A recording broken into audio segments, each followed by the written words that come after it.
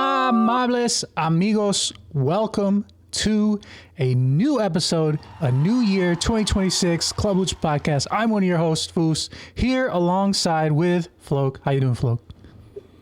I'm so sad, man. I can't believe it. Negocio Traumado is over. End of an era. One of the most, how would you describe them? How would you describe? Beloved, influential, revolutionary.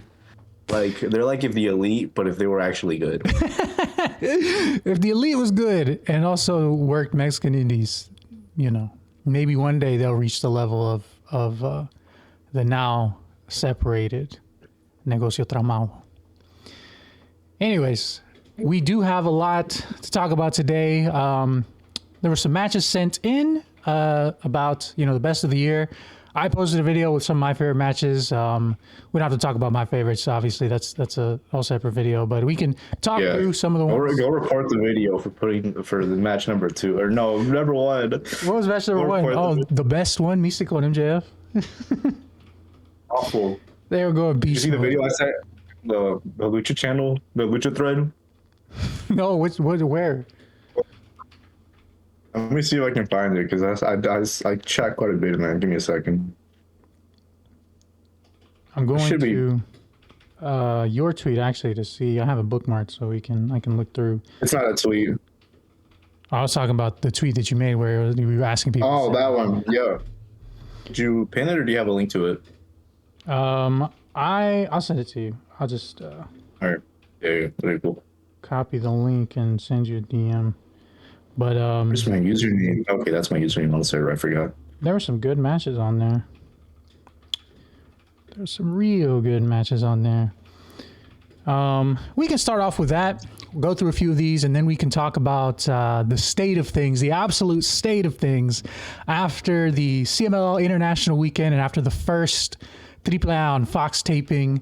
We can discuss our feelings, thoughts, complaints, all sorts of things of that nature as well. And that's going to be the majority of this episode. If you are watching on YouTube, you may notice, if you're listening on Spotify, you're listening on Apple Music, it's going to sound the same probably to you. But if you're watching on YouTube, you're going to notice a visual element to the podcast today. And, this is new for 2026. I think it adds a little something, I think. And I think it will be most beneficial for when we start getting more guests and maybe more, other people on the pod as well, besides, me, you, Soups, who is not joining us today, but is here in spirit. So thank you. Should get the Demonio Infernal on the pod. If we could get the Demonio Infernal on the pod, that'd be crazy, but... Ask him why he did that to Fresero. The biggest, you want me to be honest, the biggest obstacle to getting people on the pod is... getting them on Discord. Getting on, that's one. 2 is... We probably have to make a separate group chat from the actual server, because I don't think that... No, for sure. We'd have to make like an interview server specifically, like, okay, join this, and it's just like me, you, Soups, and the person we're inviting. But beyond that... probably set that up if we do plan on doing it in the future. Yeah, the biggest one though is, and this is the one where it's like what it is versus who's listening to the podcast, right? Because we're catering really towards English speaking crowds, because obviously, and I've said this before, sometimes people ask, it's like, oh, why don't you do this in Spanish? We could, but we're trying to reach the people who are interested in Lucha Libre who can't speak Spanish and who, subtitles exist. So I mean, if they're willing to read, I would be podcasting with El Planchitas if I really wanted to. I mean, there's a million, 2, 3, 4 million podcasts in Spanish on Lucha Libre. Like, I know there's a lot in English too, but it's. I feel like they're underserved a little bit, but we'll talk about that later. Anyway, where do you want to start? You want to jump into these replies? Oh yeah, hold on. Let me actually pop the tweet open real quick. Hold on. Let me see if I can pop it open from my desktop instead of my phone. I do not keep it. Nope. I have to log in. All right, we're doing the phone. Give me a second. All right. I'll just read off the first one, then we can just go from there. So this one was sent into us. Your tweet, it was worded, "We're recording a new episode soon. Reply with your favorite lucha match of 2025." And we got, quite a few replies to this one. A lot of these I've seen. Some of these I have not. And if you've seen them, I'm going to ask for your opinion more on these because I just haven't had the chance to watch all of them. But I've seen, I think, a good amount of these. And the first one is from this mask. For people watching this mask, I'm wearing the Volador Jr. mask with black eye coverings on it. Like the mesh that they would put over the eyes. It is so hard to see anything like on my phone from this. So if you see me like looking at my phone really closely, it's because I can't see. But this first match is from @Amy Hay. The match is Neon, Blue Panther, and Máscara Dorada against Los Guerreros Laguneros. And this was from Friday, April 18th, 2025. I do believe I remember this match because it was Sky Team and Blue Panther instead of Misto. Yeah. I remember it because I remember it slightly because I do remember Blue Panther doing the typical Blue Panther routine that we all love. Yeah, it hits, and this is a good match. Honestly, this is a really good choice. I don't remember if this was a main event, but if it wasn't, it was a semi. And I mean, the semi mains and the main events with this crew. Was it Friday, April? Let me check. Let's see. It probably was. I can't really see anything else that would have main evented. Was April Campeonato Universal month or is that May? I don't remember. Let me check. Campeonato Universal, who Titan won, and then Titan just proceeded to lose like every other match, every other singles match. He just get whooped. Let's see, April 18th or 19th? This was April 18th. Okay, April 18th. It was the main event. And I was right. It was Campeonato Universal month. Hey, look at me remembering these useless tournaments. It was qualifiers, right? Before this? Mm-hmm. Yeah, and then Titan won, and then like a month, not even a month, like 3 weeks after Titan won, he lost to Nick Wayne. And I was like, well, okay. Well, that's not good, but damn, that's a high rating. God, I'm checking the cage match rating, and that's really high. What is it?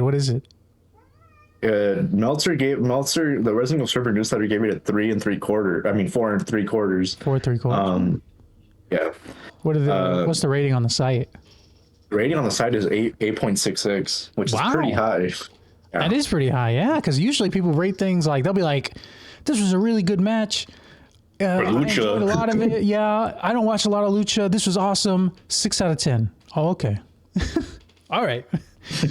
Which, if your ratings are like that, that's obviously not a big thing. But I just think sometimes it's funny because it's like, sometimes people be like, all these awesome things. And it's like, yeah, but I'm going to give it this, 5. That's why it's so low. Because someone gave it a 6. I will find that person who gave it a 6.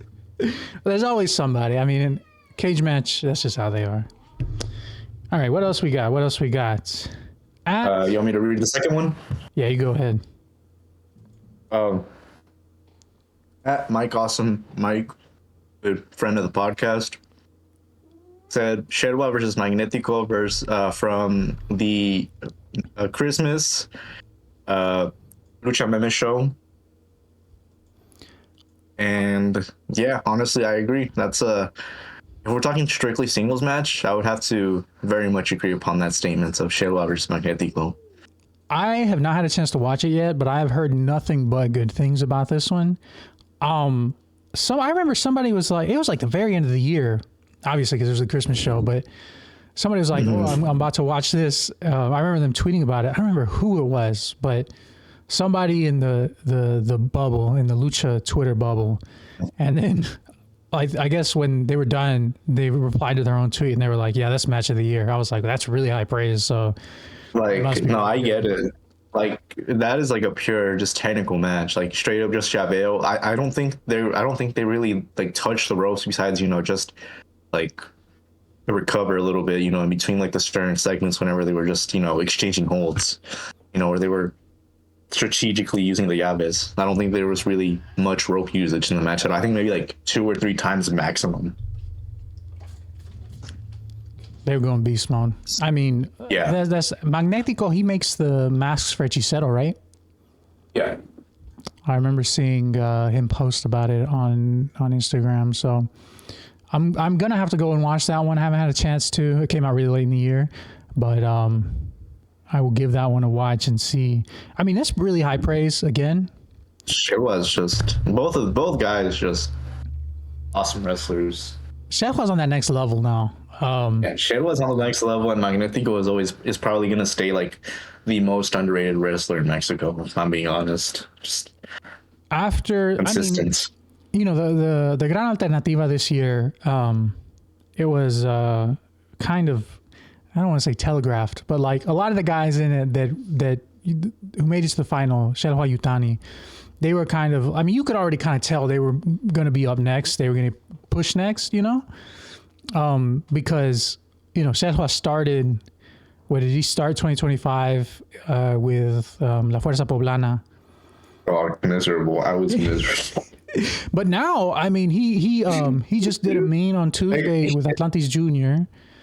And get him away from Arcadis and all the other Fuerza Poblana guys, please.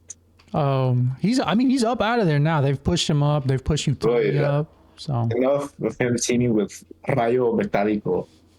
No, just.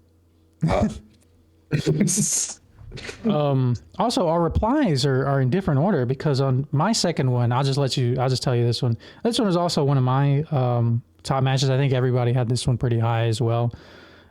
This is coming from at Big Woody Style. Immense ball knowledge. Big Woody Style, immense ball knowledge. He knows a lot about Lucha Libre. He always posts awesome clips. He does the dives of the year, right? Yup. Dives of the year.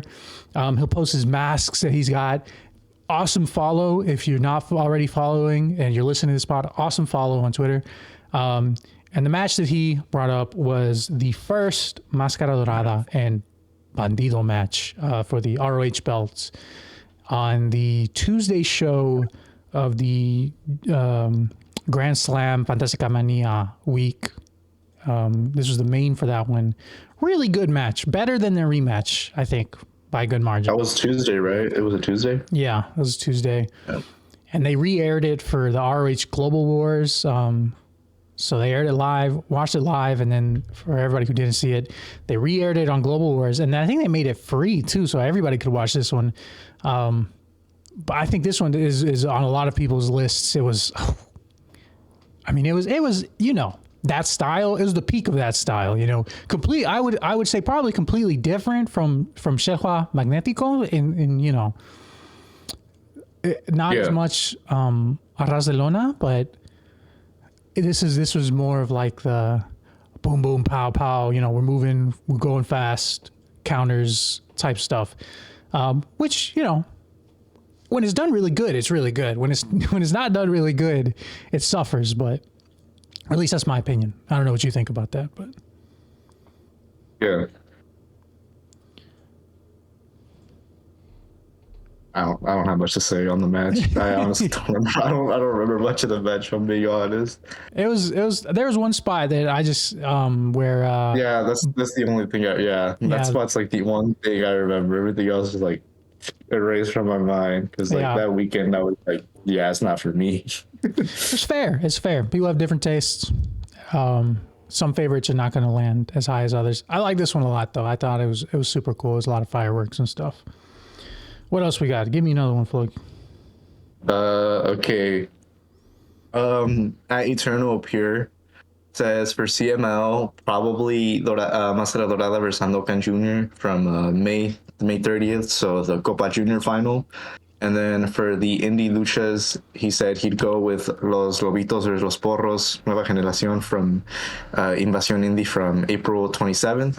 And they said they also wanted to give a special shout out to Sandokan Jr. versus Judas el Traidor from the Lucha Memes versus CML show, the first one on July 19th, and then the second match they want to give a shout out to is India Sioux versus Scadi as well. 4 for 4. I almost said 3 for 3. That's 4 for 4 on good matches there. Good God, yeah. Copa Junior VIP, Sandokan Jr. He beat Star Jr. 2 months before that? A month and a half before that? Yes, I think. In March. I think March 20th, yeah. March 21st. Then he beats Máscara Dorada to further consolidate himself as like one of the top young rudos. He had a really good summer. He gets hurt, and we lose him tragically for the rest of the year. Thanks to AEW, by the way. Oh, bad. That sucked. Yeah, God, it was in that the tag match, and you know what's crazy? There wasn't like a spot. If I remember correctly, there wasn't a spot in that match where it just like you could tell he got cooked, but somewhere in that match he started limping, and I think it was a knee or something that he made it to the Aniversario though, right? He made it to the Aniversario show. Yeah. Kind of working hard, but then after that, didn't do much on that match. I don't remember. No, I don't remember him. So I think he was definitely trying to power through it, and then just couldn't do it. Which there's no shame in that. That's it's a legitimate injury. He's been out like 4 months now, 5 months, and he's still not ready. So, I mean, I'm pretty sure you described the injury too on Informa. It just destroyed his stuff. I think he said he will be back on like March or April. I think he said so. Yeah, so 6-7 months, something like that. March, 7-8 months. Yeah. That is brutal. The Indies, Los Lobitos against Porros. No, yeah. They what show is this on? Invasion Indie. This is the Querétaro. No, it's Estado de México. Okay. Am I thinking of another one that? I'm thinking of one that's like the green one. Yeah, you're thinking of the green one. That's Indie Promociones, I think, or Indie Promotion. Okay, well that's just Invasion Indie runs. That runs in Arena Querétaro. Yeah. I do remember watching this match though. You sent me this one, and the ending was actually absurd. Like absurd in a good way. It was so crazy. They were doing dives on the ramp that just. God almighty. The one time I actually enjoyed a destroyer. It was brutal. I mean, it looked great. And it was right at the end of the match. So immediately followed by the plancha too. It was crazy. On that ramp? Destroyer hit. I think it's one of those Lobitos hit the destroyer. And then Oved gets on the top rope. It was a big plancha onto the Lobito. Good match. What else we have? We had Sandokan Jr. and Judas el Traidor. That match was also Sandokan Jr. had a really good 2025. Dude, Judas with the do-rag, they just went all out. He took off the do-rag, if I'm not mistaken. They were bleeding crazy too, weren't they? Yeah, they were bleeding. Yes. Sandokan took the opportunity. He was like, "Hey man, there's no sense." I was like, CML doesn't care. I'm gonna go all out. And he's like, all right, I'm gonna bleed. Yeah, we can't bleed in Arena Mexico. So Arena Mexico, I'm gonna do it here. Why not? It was awesome. I mean, all the better for it. It was really cool, and really good. And then Scadi, India Sioux. I think it's still my favorite women's match of 2025. If we're counting strictly in CML, there's a reason why I'm not gonna strictly say just like, if it happened, I would say if it happened like in one of the main CML buildings, then yes, I would say it was strictly the best one. But there's a match that was mentioned further on in the replies that I would say was better. Really, Scadi versus Ines was really good. Big moment for Scadi too. I wish he would have won. Me too. God, I wish I would have won. Really showed out.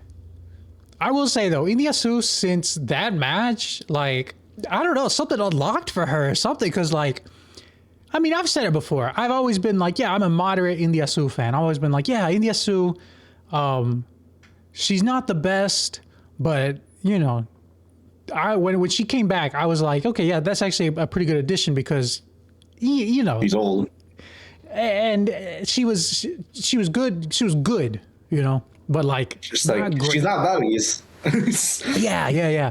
The talent level, you know, Las Amazonas, we can say could use a few more like high level, good. You know, yeah. You know what I'm saying? Because there's you know, yeah. It's not less Tessa Blanchard. Yeah. Less Tessa Blanchard. More wrestlers like Susan Devine would be great. And like, you know, like there's obviously like your top tier, you know, like your Celxis, your you know, Catalina, Perse, who else is kind of up there? And like people who win a lot, you know. That shows you. I won't say that because if you're saying win a lot, someone's gonna comment, Yubia wins a lot. Yeah, but you know, I'm not. I don't think Yuya's on the elite tier of. You guys know how we feel about Yuya. Not, you know, I don't have that much stock in Yuya, but. And then you have kind of like your middle tiers, like Skadi, Kira, who are like booked kind of strong, but I mean, they lose like a lot too, but they'll beat like people lower in the hierarchy. You know, that's the word I was looking for. It's like a hierarchy. And there's, it kind of felt like with this one, like India Su kind of pushed up a little bit higher on it. And also she started doing like a lot more things that I was like, holy moly, I didn't know you could do that. Like, maybe she just needed somebody like Scotty though. So, but I agree. I wish Scotty would have won. It would have pushed one of my agendas that we need to push Scotty more. Scotty next CMLL World Women's Champ. That's what I'm saying. All right. Let's see. What else do we have? Here we have a reply. Henry, did you have Henry? What did you say? Oh, go ahead. No, I was just going down, trying to find ones we haven't talked about. Here we have one from @KungFu Kami. I've not watched this one. I've heard good things. I've seen clips that look good. Hold on. And it says it wasn't a CMLL match. First time he blocked. Does he? I don't know. Kung Fu. It says it wasn't a CMLL match in Mexico, but Hazuki and Koguma for the CMLL Japan. Oh, no, they don't have me blocked. Oh, no. Women's title from October 11th was really enjoyable. You watched that one? Yes, I did. What did you think? This is the match that I said, like, if we're talking like a match that was like contested for a CML title, that's why I said. Oh yeah. I would put this one higher up. Yeah. You said this one was higher. Yeah. This was in Stardom. Yep. Yeah, man. Just, I mean, they're tag team partners, but I mean, both of them are just fantastic wrestlers, and they put on a fantastic match. Not close to the end. In the second half of the year, but man, it was crazy. Really enjoyed it. I mean, Koguma doesn't get enough chances to show off what she's capable of, especially like in singles matches. So the fact that she brought it all, she really just went all out in this match. And I mean, Mizuki's a fantastic wrestler. Whenever given the opportunities, always puts on just honestly near perfect performances. So combine the two, I mean, just great match. They were awesome on their little tour.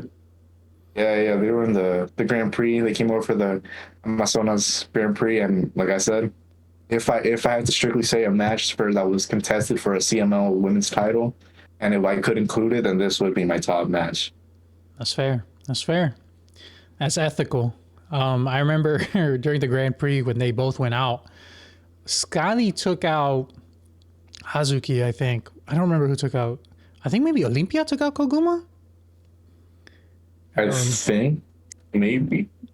I don't remember, but I remember people being like dude, that Grand upset. Elimination or who? What's I don't even. I'm not. I don't give a shit about what the name of the trio is. That the triangle. Oh, Triangle of Madness, dude. They lasted forever. Tekla was good. Tekla was good at the end. Man, I'm not. You see, I can't even remember that because it was Rin. It was most of it is literally just clouded by the having to see what is her name, Julia Hart and Sky. Yeah, it's I'm sure it was a good experience for them. Their Coliseo match was good, but I'm sure the Triangle of Madness fans went crazy for that. Yeah, I don't remember them. The thing is, though, I don't remember them really doing much in the actual Grand Prix. I remember Tekla doing stuff, but I don't remember anything Julia Hart and Sky Blue were doing in that one. So, Sky Blue is more like, from what I've seen, I'm not a big, Sky Blue follower or anything, but from what I've seen of her, I think she works better in the hardcore types of matches, with and you're not going to get that in CMLL. So I got, going out of your comfort zone is pretty good. Yeah. All right, let's keep going down this list. You want me to just rattle down here?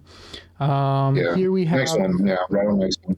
Here we have from @Umino_KNG. We've already talked about it, but I'll just mention it because obviously if you send it to us, you want us to, we're going to mention it. Obviously, that's the least we could do, even if we already talked about it. This was Sandokan Jr. and Judas el Traidor again. Excellent. Already talked about that one. Bollywood Benjamin sent us Beast Mode, El Demonio Infernal against El Tiburón. This one was crazy. What was that, a bottle that they were slicing each other with? I think so. I think it was a bottle. This was grimy. This was a grimy match. This was gnarly. Pretty good though. Good choice there. What else do we have? Ooh, here's one we can talk about. This one is from @Torresmo35. The first match they mentioned, and you can, for people listening, you can count how many times some of these appear. So that should tell you something. But again, Sandokan Jr. and Judas el Traidor, many people happy with that one. Los Porros and Los Lobitos, this one appears again. And that was actually their first place. But the one we haven't talked about, Ultimo Guerrero and Blue Panther from August 8th. Ultimo Guerrero and Blue Panther, how can I phrase this in a way? Their first match, that was the non-title match? I don't remember if the 8-8 was title match or non-title, but the way I remember it is the first match was good. The second match was great. I'm talking about from 2025. Because obviously they've wrestled before that. That is a hot take. I prefer their 2024 match. I think that one's still their best. Well, I'm talking strictly 2025 on this one. Oh, strictly 2025. Yeah, because I wrestled twice in 2025. The first one where Blue Panther lost. The second one, Blue Panther won. Yeah, he won the title match. And then this year they had they had one just last week. Yeah. Yeah. And that one, I want to say, that one was also good. It was kind of like the second one with maybe a few different things, but it was very similar to the second one. But it was real good. Yeah, I would agree though. I would say all of them were at minimum, really all good. of them. Great, yeah. So great choices there. This one, you will actually like a lot, Float. Oh, sorry, go ahead. Oh no, I was just mentioning yet again, Porros or Lobitos, random indie gem that I accidentally found. And it hit crazy. I put everyone onto that one. I was literally just scrolling through the Tijera Lucha Libre YouTube channel. I was like, hey, this looks sick. I clicked on it. Man, if I didn't click on that video that day, just wow. Who knows where we'd be now? Yeah. This next entry, though, I know you're a big fan of this one. You sent it to me. I watched it. It was awesome. This one comes from @TroublesRes. It is your goat, four of your goats, Eric Ortiz, Charles Lucero, Shelhua, Virus. Man. This match was good. Princesa The fact that Princesa Suhei. she could like crazy. I don't know if it was her, but it was her, man. Let her book more shows. Make her the lead. Put her in the booking office. Replace Julio Cesar Rivera and put her instead of this one. She's going to be booking. That match was really good. This match was really, really good. I remember watching this one and I was like, yowza, that was awesome. Classic. This is, again, for people who have not seen this one, if you're into, classic, Arras de Lona, Llaveo, older, a little, would you say a little slower paced, but maybe more methodical? Yes. I think that's a good way to If you know real ball. Yeah. If you know real ball. You'll enjoy this one. It was quite good. You have anything you want to say about this one as well, Flo? They should run it back. Hey, if that was 29th anniversary, run it back for Princesa Suhei's 30th anniversary. She should have another show this year. Really? She should. Yeah, run it back, and then if you want, make it a 6-man tag and add like Silver Star and then someone else and Blue Panther on the CMLL side. That would probably. I mean, it would probably rule. It would probably bang something crazy. Let's see. What else do we have? This one I have not seen. And this one was sent to us by @blue_Rey Mysterio, Henry.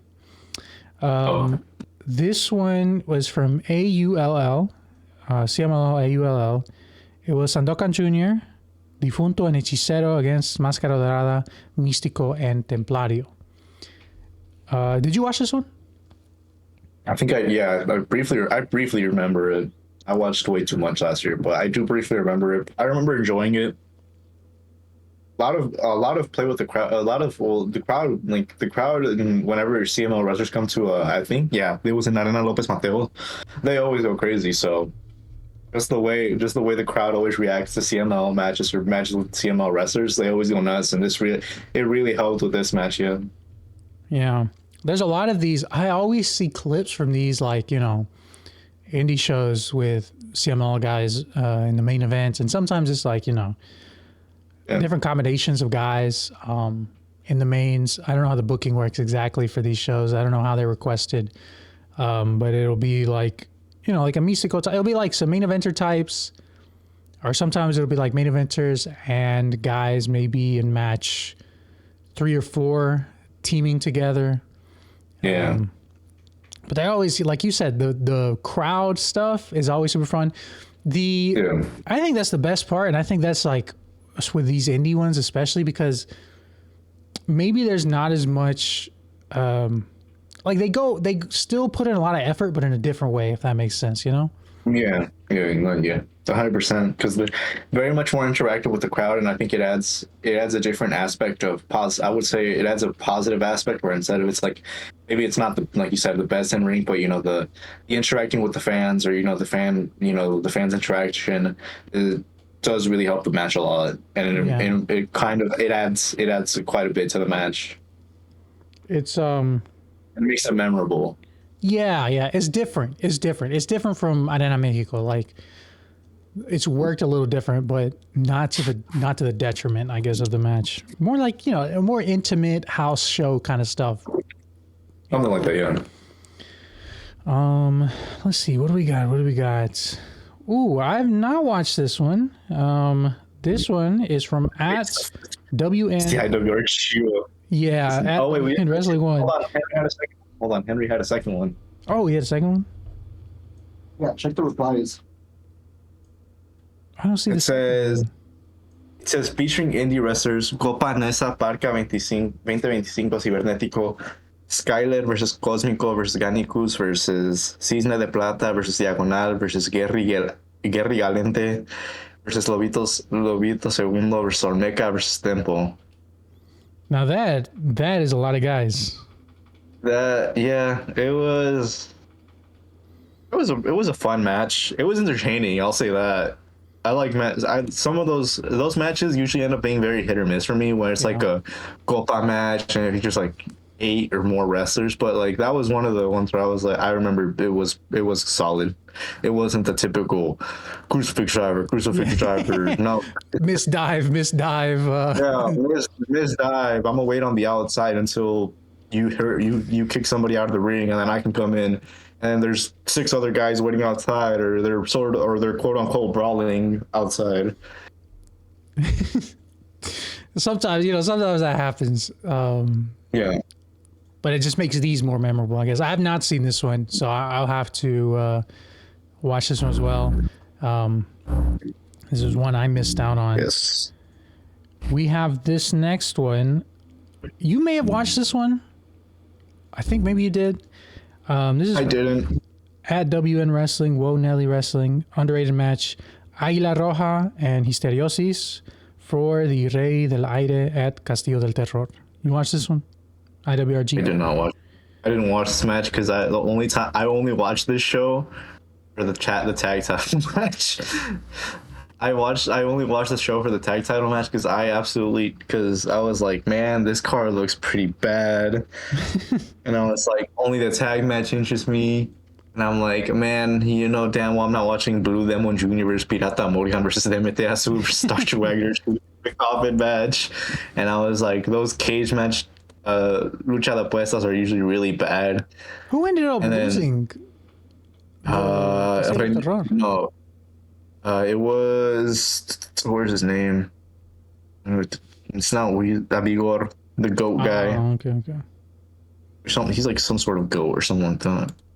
I didn't watch this match. I was debating it, but I despise how Águila Roja works, so I was like. No, even whenever I saw high praise for it, I was like, it sounds like it sounds like a type of match that I'm just not going to like. So I didn't end up checking it out. That's fair. I'll check it out. I'll go back and watch IWRG tonight. After we're done recording, I'll give it a quick watch. We also have next. This is from at EVL_1235 EVE. This is a retread of one, but just another vote for it. Eric Ortiz, and I think they mixed up a couple ones because this is the tag match from Princesa Suhei with Ortiz. Yeah. So another vote for that one. A vote here. This is from at Stuck PS4 Bandido Hechicero 2.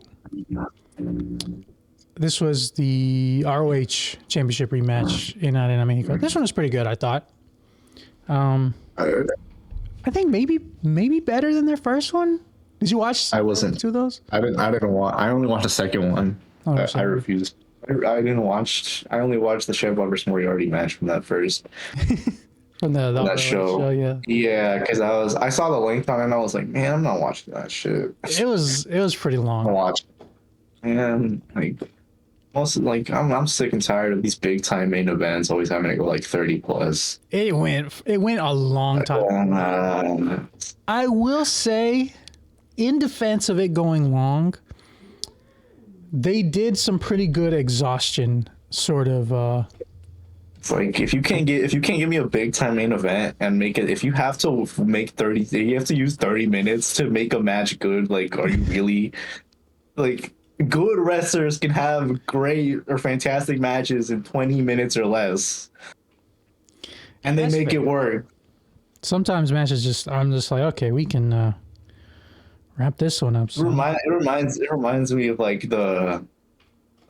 think one of the big super length really long main event matches was the New Japan's Tag League final. I think it was from 2023 or 2024, whichever one Soberano Jr. and Atlantis Jr. were in.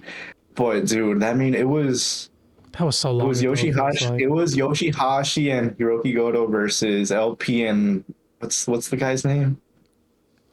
Hikuleo. Oh, dude, that match went on for like nearly 40 minutes, dog, and it was so late. I was like, I just want to go to bed, man. Look, wait, is that like an unwritten rule in Pro that Who knows? They have to. Some of these. In my opinion. I was watching some Noah the other day. I was going back and watching some stuff from 2025 Noah. I was watching really It's so excessive. Up and down the cards. And one thing, man, those main events. Oh, man, you were watching. They go a long time. Watching Ozawa main event. They go a long time. And I'm just like. Oh, yeah, man. I need to wait 27 minutes. On one hand, I get it. Like, I understand. You want to give the crowd what they paid for. You know, you want to give them their money's worth. Like variety. I like variety. Sometimes, change it up. Why does every single singles main event have to be so long? Hell, even tag matches go with. Why can't like an undercard junior heavyweight match go, longer? Well, I'm not saying 20. I'm not saying 30 minutes, but give them 20 minutes, 22. Or like or divisions that don't really get too much spotlight, like usually like junior heavyweight, like junior tag divisions, give them more time, or heavyweight tag divisions, give them more time. That's fair. Stop making all the switch it up. Don't make main event singles matches always be, or don't make your big world title matches always be the 30-minute super long extravaganza. I think there's definitely a sweet spot for a lot of these, and sometimes it's cool, but like you said, when the norm is these super long, I mean, sometimes I'd be like, golly, like they probably could have ended it there. And sometimes it feels like it'll be like finisher, 2, get up, another finisher, 2, kick out. I was like, okay, I get it. I get it. And sometimes it's like, it's not that they reverse the finisher or like they, lessen the impact. Also, I feel like minutes are wasted with the amount of build-up they do. It's like, why do you need like this amount of time to build it up? You can easily build this up in the way, like if you cut the time of the build-up time by like half, it could work just as well, if not even better, instead of doing like 9 minutes building up, or something like 10, 12 minutes of slowly building up, This is the we're turning into the anti-pro. Yeah. Anti-pro podcast. Oh man. All right. Hey, don't worry, guys. Go ahead. Not that many left. Wow. Okay, I was not expecting to see this one on here, but I wasn't. Well, this is the only vote I've seen for this one. At Gecko Grapples, Satánico versus Hechicero. Very good things. Martes de Glamour from December 2nd, 2025. I have not watched this, but I hear very good things, and I'm probably gonna go back and watch it because I love Satánico. So this was supposed to be Hechicero against Blue Panther, right? Yep. And then Blue Panther had a travel issue, I think, and Satánico 72, 73? 72, 73, something like that. Yeah, 70s. He was like, I got this. He took a crazy bump in this one too. I'm pretty sure I saw a clip of him from the apron to the floor, like a senton on Hechicero, and obviously Hechicero took all the impact. Yeah. But I was like, oh my god, you didn't need to take that. Yeah. But it's cool that you did. Actually, it's really cool. Exactly, I appreciate it very much. If you ever catch me eating on Satánico, something has happened to me. Somebody's impersonating me, because Satánico at 70 plus, he's still a beast. The body, yes, the body. Satánico at 70 plus is better than Undertaker ever was in his WWE career. Well, hey, you're right, but I'm not gonna fight you on that one at all. Actually, I would agree. I'm not a big Undertaker guy, but I'm not either. It's people love to talk about psychology. Satánico, he understood. He is the guy. He is. Guys who work into that age and are still good at that age, maybe their bodies can't keep up. We're not talking Ganek. Okay? Yeah, exactly. Like, you can tell when somebody's still good, like somebody's still a good luchador when they're old, because they're like, they're putting more thought into what they're doing, you know, like we're not talking. Yeah, they think about what they do, or they have a routine, but they make it work. Like Blue Panther, he has his routine, but it works a lot and it's great. Satánico, Atlantis not really, but there's I feel like Atlantis has the occasional performance where I'm like, hey, that wasn't bad, old man, but it's not like Pirata Morgan or Canek. Or even worse, Rayo de Jalisco Jr., It separates because it's like they know their limitations, they know what they can and they can't do anymore, right? But they are able to work within these and still like capture the crowd, still get the crowd invested, and still, put something on that's going to at least, make you talk about it. Yes. Satánico, obviously, like, the body does not last forever, but the mind, the psychology, and that's something that a lot of people love to talk about, psychology, without knowing what it is. A lot of people are like, psychology. To a lot of people, you know what psychology is to a non-zero amount of people, like a bunch of people on the internet who love to harp about psychology. A lot of these people think that wrestling psychology is how often you talk to somebody in the ring and how many faces you can make in the ring. That is not what that is, Exactly. AEW and WWE wrestlers. Like, being able to look at the hard cam and make a shocked face does not mean that you are a master of in-ring psychology. Like, this is like, I don't know why people get that mixed up either. Maybe I don't think we're the only ones to hold this opinion. We're not saying anything revolutionary here, obviously, but that's just something that I'm like, people love to talk about psychology, and they love to talk about psychology whenever they see somebody doing flips or they see somebody doing like some sort of big like bump or some sort of big move. Like, if those are set up right, that's better psychology than looking at a camera and looking shocked after a 3 count, or getting a foul or something and looking at the camera shocked. That's not like the same thing, But I digress. That's a tangent. That's a quick tangent to jump on, but let's get back to the last one on this list. And it's actually 2 matches we've already talked about. Los Porros again and Los Lobitos. Another vote for them. And then another vote for Misterioso and Águila Roja from Castillo. Misteriosis. Oh, they forgot an S on this one. Misteriosis and Águila Roja. Good list. Good. Everybody who replied, thank you for that. There's only a few on there I didn't see, but very, very nice. All right. That being said, do you want to talk about the shows from last weekend? What shows? Oh, no, I don't. I really don't. I want to drop a few thoughts. And then we can wrap it up. Very quickly, because I know some people want to follow along and stuff. Some very base level thoughts on CMLL and AAA's international shows from last weekend. Friday CMLL show,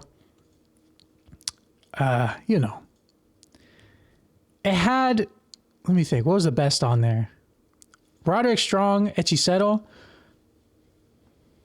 Not a big fan of that one. Roderick Strong and CMLL in general, not a big fan.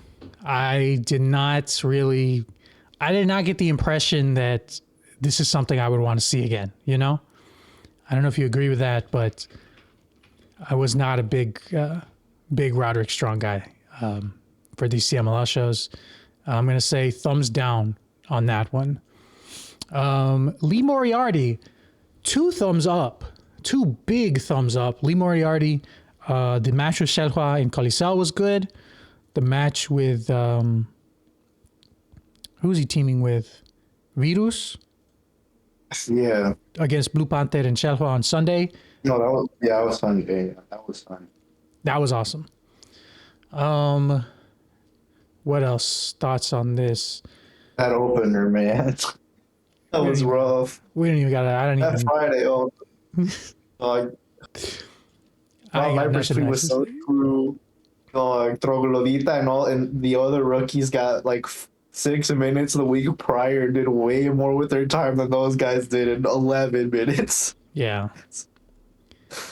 Not too many nice things to say about that. What mained on, do you remember what mained on Friday? Yeah.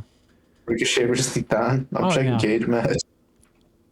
It was good. I thought that match was good, but Ricochet or Titan kind of looked like a geek at the end when he was like asking for the rematch. Ricochet just dogged you, man. Like, we can't be asking for rematches. We just gotta take the L on that one. It was a good match. I thought it was a good match, but my taste was so sour from Echiseto and Roddy Strong. I didn't enjoy the main as much. What else was notable? I'm trying to think. Not much.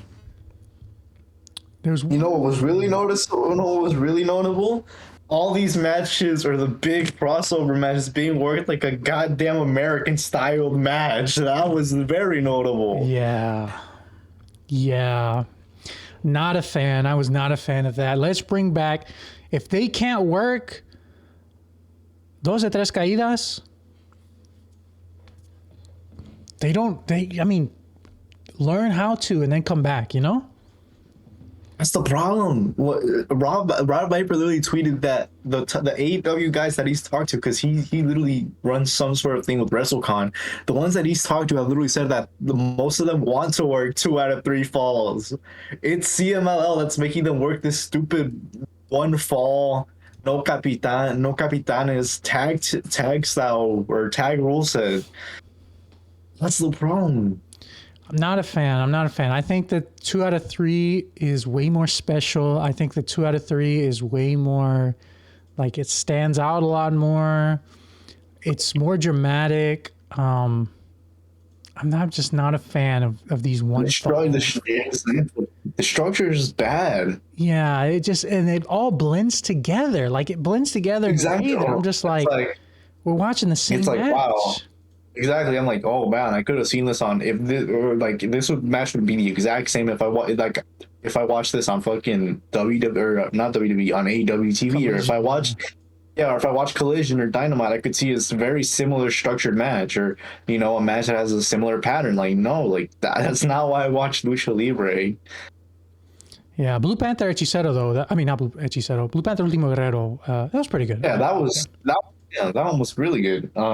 But like I'm saying, like, I'm not like, I don't watch Lucha to watch American style TV wrestling. I don't do that.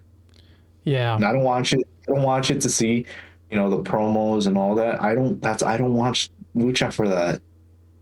I agree. And I certainly don't, and I don't enjoy the structure of it at all. That's the reason why I don't watch USA wrestling anymore. I think it's a very easy fix. Easy fix. Obviously, were the show successful? Obviously, yes. Like from a financial standpoint, but like to us, does that matter that much? Like, oh, to me, it doesn't. I'm not making any money. Exactly. From these shows being successful. I'm not making a single. Neither Foods nor I are making a single penny from these shows being successful.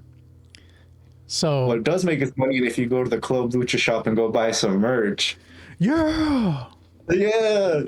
Link in the description. Buy a shirt. I'm pretty sure I accidentally still have them on sale from like Black Friday, so they're still probably every shirt's probably like still $20 right now. Exactly. Go buy them. I'll change it over. Whenever I upload a new shirt, I'll probably put a new shirt here in a couple of weeks. Okay. But all previous designs are still $20. So get on that if you if you can. Go buy them. Exactly. But like we were saying, we don't make any money. We don't like, sure, it's a CML. It was a success, and I'm not saying that's bad for them. At least for right now. But I'm saying in the long run, it is bad. It's real bad.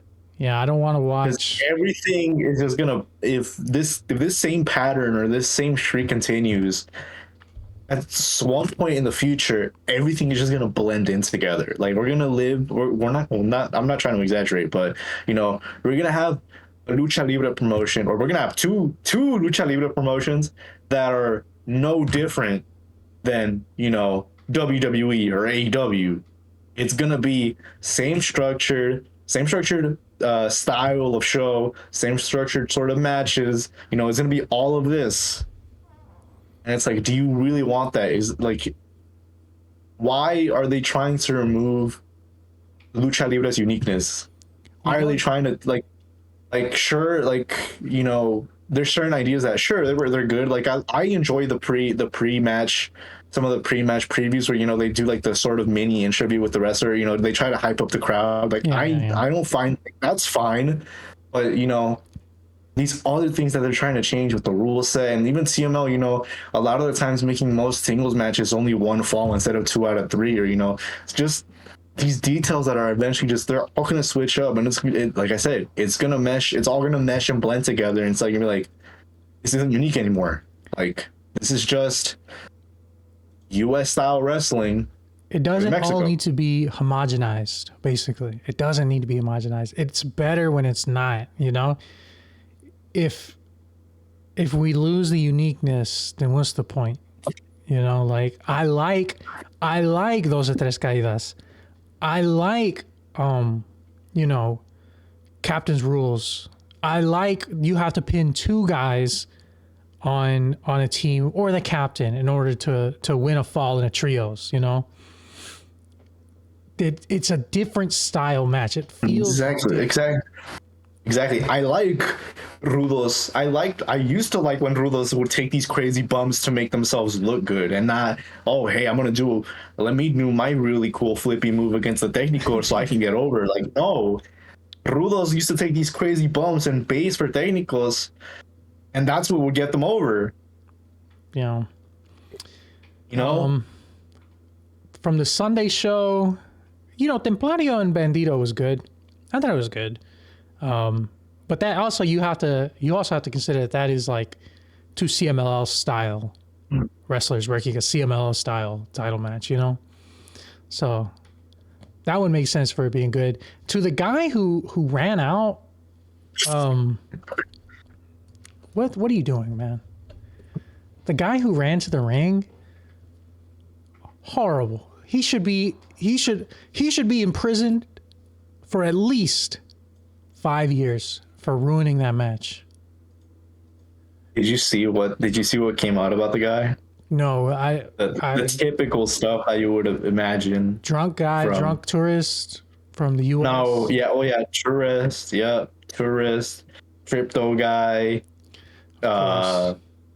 They don't think any rules apply to them. So yeah, Trump supporter too. It's just lock him up, lock that fool up. Like put him. I swear to God, dude, they should just let Gran Guerrero, Cranio, Volcano when he's healthy. They should strap him down to the ring, and they should just let all 3 of those guys just hit. Not even that. Take him to La Real Arena, Elia Park's arena, and let him try that. Let him try that with Elia Park. Let's see how he ends up. Let him go to a pigs match and try some stuff. Let Elia Park book this faction, La Real Familia versus the pigs, and let him try that in that match. The way he was so indignant that he was being asked to stop being a freak, to get down out of the ring, started trying to fight security, started trying to make the show. Nobody's there to see you. Nobody is there to see a drunk tourist. No one thinks you're any cooler for this. No one is impressed. Everyone thinks you are a loser for this. And you Not only that, but it's like the fact that he ran in. Not only that, but then the people that are saying like, oh, CML security and stuff like that. It's like, guys, you don't realize this, but when tourists are a big percentage of your crowd, it's not the best look for having your security guards tackle and beat down some random drunk dude. You can't beat the shit out of him. You want to, but you can't. Exactly. Like, this isn't, if it would have happened, like, like I'm saying, if this was Arena Lopez Mateos or, you know, some other indie show, trust me, there would have been probably some, like, if it would have been like a Legends match or a Pigs or, you know, Pesero and his buddies, if it would have been one of those shows, the guy would have ended up, he probably would have been stretchered, not even stretchered out, he would have been dragged away bleeding, okay? They would have whooped him. Like, They would have whooped him. Like, CML has standards, okay? But he tries that with one of these old guy legends like Ganek or someone like that. Dude, he's getting a right hook to the face. Yeah. And a purple eye. And that's not even to mention what the Pigs would do. They bash him over the head with a chair. Exactly. It's just crazy, man. I saw that and I was like, this is so stupid. And I bet he thinks he's the coolest guy on earth. Oh, I interrupted a Lucha Libre match. Oh, go to hell, man. Enough about the CMLL show. Let's. We don't have to talk a lot about this because I think we both are of similar mind. What, the AAA show? On the AAA show. Talk. I'm going to be very nice when I say this. 3 matches. Oh, go ahead. Not for me. It's not for me. I, you know, obviously we cover it on here because, you know, there's 2 big promotions in Mexico and we have to, you know, one's been pot out. And 2 big promotions. Yeah, we're going to cover Lucha Memes and IWRG. But, the first 2 matches, they went like 4 minutes. They didn't even go 5. They're not even rateable on Cage Match. So you WWE bot accounts can go to ChatGPT and AI generate a fake review trying to praise this match. It was so you can't rate it. It's literally one of them went like 4 and 50 something seconds, and the other one went like 3 minutes. I think the women's match went like 3 minutes. Lady Shani, like, I don't even know. Did she even get to do a move? Like, what did she do? I can't tell you. It was like Lady Shani, and then the main protagonist of AAA for the women's division, who has been the focus for, it feels like since the acquisition, Lola Vice. When she gets called up, then what? You know, it's just. They didn't even get they didn't even get their own matches to be the main characters in their own matches for these 2, the first 2. And I was like, okay. Like, I remember watching it and I was just like, surely they're not doing these like. That's the problem. Sure. And that's the problem with the same thing that I was mentioning earlier with everything blending together. This didn't feel like AAA. If this was AAA, the matches could be short, but they would be short because like. Yeah, somebody got busted in the head with a chair or a cookie sheet. Cookie sheet. Hijo de Tirantes hates someone in the match. You know, like, even that. Hijo de Tirantes being a fair referee. What is this? What's going on? I know. Exactly. This is not the AAA that I know. And I don't even like his shenanigans and his antics. Exactly. But it still does make you be like, okay.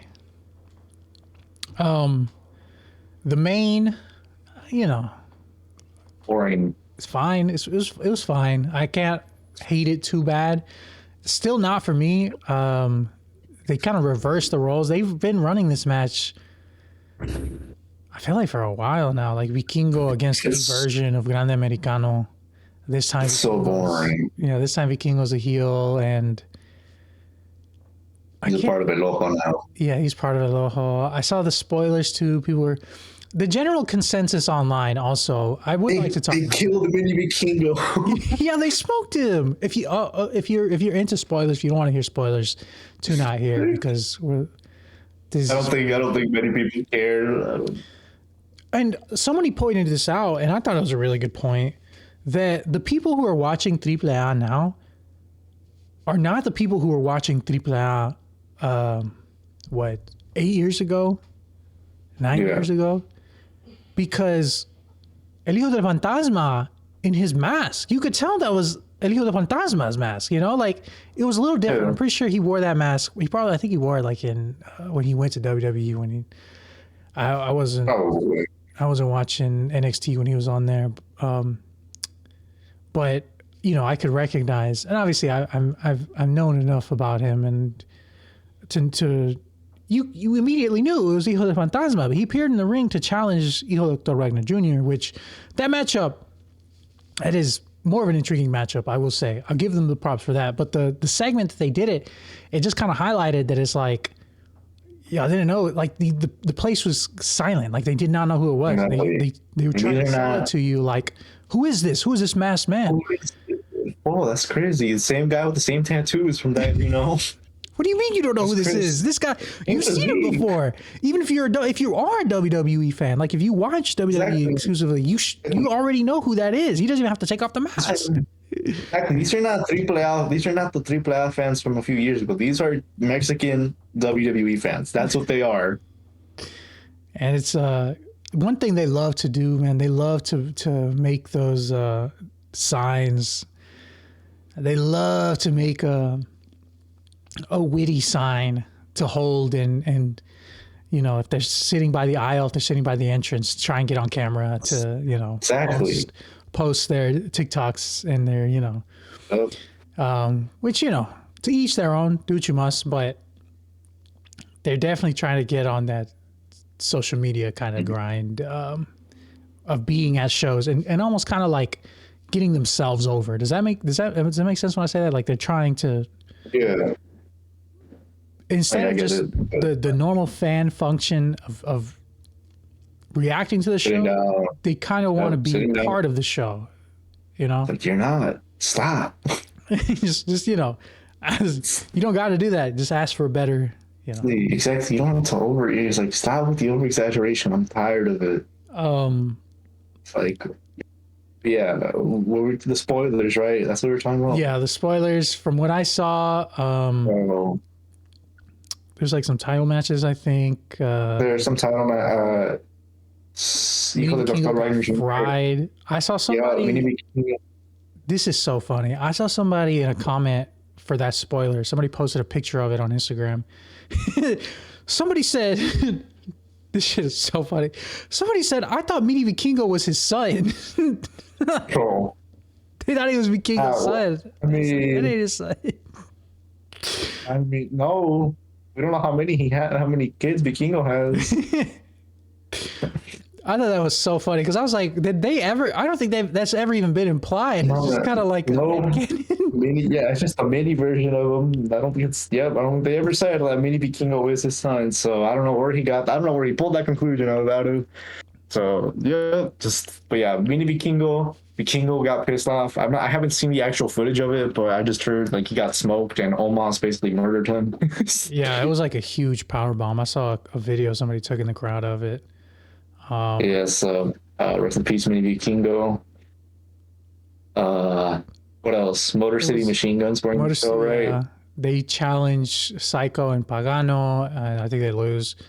It was them and Tokyo Bad Boys. They challenged. Yeah. So, yeah. Each episode, from what I've read, the entire event had 9 matches. So each AAA episode is going to be 3 matches. Jeez. And then an hour 15. Yeah. And Hijo de Dr. Wagner Jr. defended against Mecha Wolf. Yeah, Mecha Wolf. No one cares about Mecha Wolf. He already beat Mecha Wolf too, didn't he? Like he beat him in the chase for the title. He beat him. Yeah, he beat him in his normal singles match. Now title match when Mecha Wolf's stock in AAA is like 6 feet deep. And then below ground. What else? Another kid defended against. Was it Octagon Jr., right? I don't know. I don't remember seeing that one. I didn't see that spoiler, I don't think. Hold on. Let me check age match because I do believe he defended against Octagon Jr. and someone else. Or it might have not been Octagon Jr., but let me check. Are they doing Rey de Reyes? Yeah. Qualified? Yeah, Octagon Jr. He defended against Octagon Jr. and Mini Vikingo. See, wait, that's another thing. That's another question I had that came from that. I do remember seeing that spoiler now because I was like, Mini Vikingos and are they? What's the mini situation? who knows? And I'm sure as hell that WWE does not care about the mini situation either, and that will not be addressed like anytime soon. Because taking away the mini from Mini Vikingo now, that just tells me they're gonna like repackage him into another mini, or are we just scrapping it now? Who knows? Mascarita Sagrada, obviously, like good mini. Mini Abismo Negro Demos, good mini. That could be, you get like 2 or 3. It's the only two that they only have. What else are they gonna do? What else are they gonna do? Mini Vikingo's dead. They could give him another gimmick, unless they want to move him up. What's next? They're gonna bring back Mini Psycho Clown. Octagoncito. They could get a new Octagoncito if they wanted to. They could get the 50-year-old. They could get the 50-year-old Octagoncito running around in the indie scene. I don't think they'd get him again. I think, unfortunately, the way that they move is they would probably get a new one. Other three blast spoilers, like we were mentioning, Rey de Reyes. They had a Rey de Reyes qualifying match, a 4-way, where La Parca beat Aerostar, Apollo Crews, and Jack Hartwheel. Apollo Crews, just randomly working AAA now. And Jack Hartwheel does a lot of AAA work as well, but he was on AAA before the acquisition. Exactly, before the acquisition, yeah. Apollo Crews, big Dragon Gate, now AAA legend. How old is Apollo Crews now?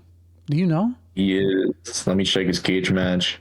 He's 38. Damn. 38. How long has he been in WWE? He's been in there for a minute now, no? Oh, he's been there since like 2015 maybe. 2015. He's been there since 2015. I don't think, I'm gonna be honest. Maybe this is just but you know what? I shouldn't even have an opinion on this. I don't watch enough WWE. But what do you mean he had more matches in AAA? He had the same amount of matches in AAA and WWE last year. 1. I think he was injured. But also, that's crazy. That's insane.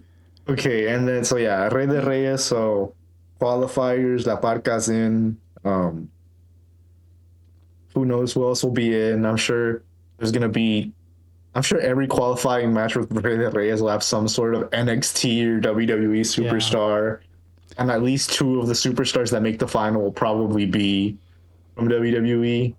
For sure. Probably NXT guy. I wouldn't be surprised. Yeah, I wouldn't be surprised if an NXT wrestler wins Rey de Reyes or something like that. You think they're going to keep it as a sword, or you think they're going to change it to something else?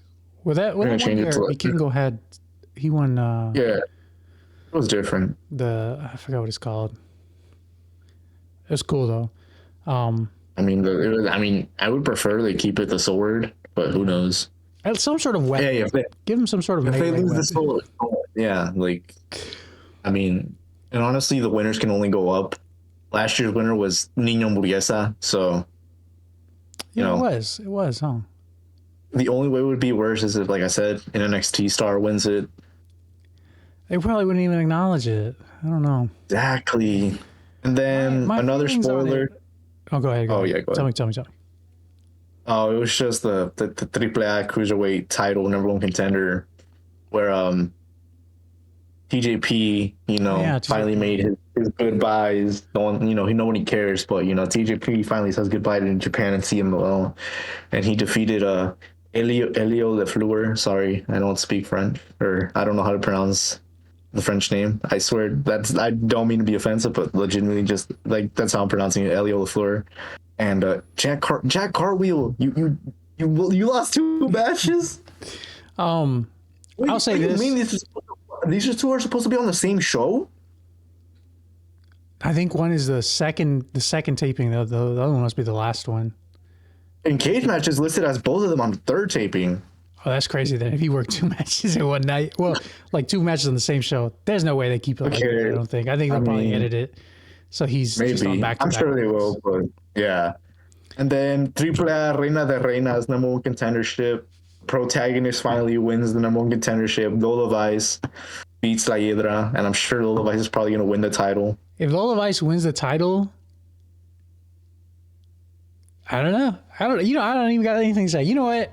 Most of the times I don't even have really I don't have any outrage left. I'm just like, okay, just let's just do whatever. Like Exactly. Let's do whatever. Let's crown up. How long this Exactly. goes. Let's crown up Omos as Mega Campeón. I will say this in defense of TJP. Of all the CMLL stuff he did, I did enjoy it. I thought he was, I know a lot of people really don't like him for whatever reasons. I'm not as plugged into the, why, I'm not as plugged into all of that stuff. But from purely in ring, when he was in CMLL, he was, quite good. I thought. He wasn't bad. He was very good. He understood the style very well. He had that match against Virus 2 years ago, I think. Yeah. He had quite good. It was pretty good. There was another tag match, wasn't there? There was a 2v2 match. I think it must have been one as well. Because I think he was Grand Prix that year, and he must have stuck around for the weekend, and he had a match with Virus at some point, and I remember it being pretty good. Yeah. There was, and then they had like that Havana Brothers reunion match. I think it was against, I can't remember who, but they had definitely had a Havana Brothers reunion match with him and Rocky. Yeah. So, good luck. Someone else. I mean, AAA. Good luck to him. How that'll work, but honestly, they might just keep. Imagine they just keep him there. I mean, he'd be a good wrestler. I think I'd rather see him in doing Lucha than like. I'd rather see him doing that. A guy who doesn't really. They just work an NXT match, But I digress. We don't have to go into that too much. Anything else? I think we're getting about that time. I literally can't see how much time we've been on because, again, this mask, the eye parts on this mask, I cannot see details for anything. And the numbering on this OBS recording is so small. Let me move my mic really quick. Okay, yeah, we can end it here soon. It's hour 16, so. All right. Anything you want to add, folk, before we wrap it up? You want me to just... Trying to think. I guess we could talk about the upcoming shows. Oh man, yeah. You know what? MXM is coming to CMLL. I'm not super hyped about it. Well, it's whatever to me, man. That's 1:30. That's January 30th. MXM. They're announced to come the fact to CMLL. The fact that they were hyping this up with like, teaser, the usual teaser emoji tweets. It's like, why? Mansoor was at the Grand Prix last year, I think. I think it was Grand Prix last year. Mansoor. It was, He was fine, but like, I'm not, clamoring for more. I know they have fans. I know there's MXM fans. I'm just like, I'm not overly negative on them or anything, but I'm just like, we don't really need guests every 2 weeks. Exactly. Not only that, but I heard that they raised the ticket prices. So there's gonna have to be something else. There's gonna have to be something else on this show to make it worth it. Exactly. I have no idea what it could be either because it surely cannot be MXM because. I mean, let's be honest. Not only that, but the fact that we still have 6 Viernes Espectacular VIP matches left. Yeah, what's going on? I don't know. We'll see. We'll wait and see kind of thing. Johnny TV. Why? What's he gonna do?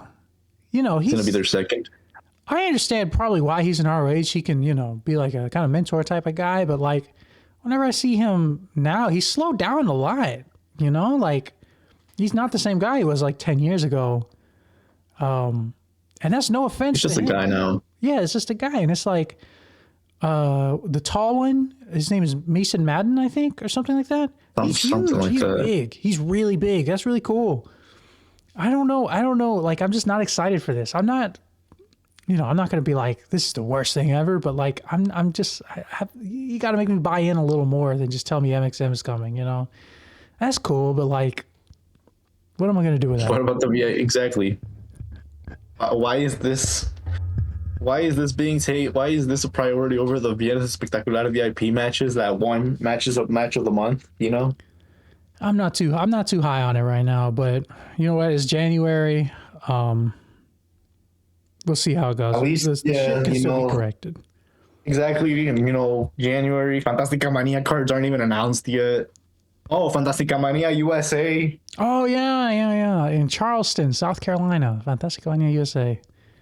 It was North Carolina, was it? Yeah, South Carolina. I don't know. Well, I'm gonna have to reserve judgment on that. The MLW names that are popping up, dude. All the stars are here. Austin Aries, the Good Brothers, Baron Corbin. I'm not. I'm not sold on just those names. So you're gonna have to bring in some guys from New Japan and from CMLL. You're gonna have to bring in, and it's gonna have to be some interesting matchups. Bring in some heat. Bring in some heat. If you're not gonna, if CMLL isn't gonna take advantage of their New Japan partnership, MLW, please book something good. Court Bauer, book like Aaron Wolf versus Barbaro Cavernario or something like that, or book Aaron Wolf versus Averno. Just book, or do an insane match. Book like a 6-man tag. Do like Aaron Wolf, Sherwa, and Abdati Jr. versus Yutani, Dick Togo or someone like that, or some, just I don't know, or Taiji Shimori, and then I don't know, someone else. You can add an MLW guy or something. Just, or who's an MLW that we in Ikuro Kwan, Ikuro Kwan. I like Ikuro Kwan actually. Exactly, I do like Ikuro Kwan. Exactly. Do that. Aaron Wolf, Sherwan, and Nandi Jr. versus Taiji Shimori, Yutani, and Ikuro Kwan. Do that. Run that, I will say 0% chance New Japan sends over Aaron Wolf. they are not sending that fool over here.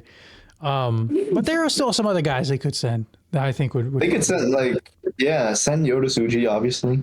Yota Tsuji, I'm not sure if they would, but it would rule if they did. Send Kojima. We need Cozy Max back. Send Kushida again. I like Kushida.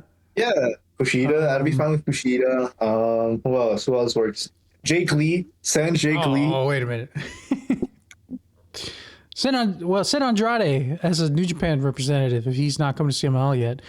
Do a United Empire versus Infernales match. Do Euphoria.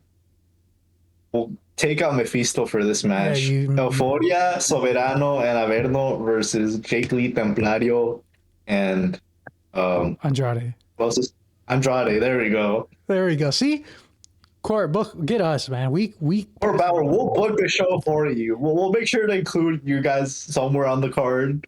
But exactly. We'll include them. Even if it's like a 10-man tag, but we'll include them. we're gonna make Fantasy Fantastica Mania USA cards, and all this. We'll do all the work. We'll do all the work. You just make it happen. Sit back and watch the money flow in. Exactly. First ever MLW whatever these are, big events. Pay-per-view. Yeah, that gets 1 bajillion views. Exactly. We'll book it for you. Don't worry about it. We'll do it. God, yeah. We'll make this. We can book your MLW guys somewhere on the card. And we'll make sure to promote Don Gatos Tequila or whatever the hell. I will say, I have a soft spot for that, and the biggest reason I have a soft spot for that is because it's Danny McBride. It's his tequila, and Danny McBride is one of my favorite actors. He's so funny. I think he's hilarious. Exactly. We'll make sure to we'll have a specifically sponsored match. Don Gatos Tequila and the MLW wrestlers will be featured on it. Yes, and you know what? Bring down answer our email. Answer our emails. Or Bauer. The ball is in your court. I'm gonna see if I can get a media pass for that one. Maybe I can. I've never tried. I've never tried for an MLW. So I just go and watch them. I've only gone to like one. I didn't go to the one with the Opera Cup final on it. We haven't even talked about Olympia's upcoming match. Oh yeah, who's she going against?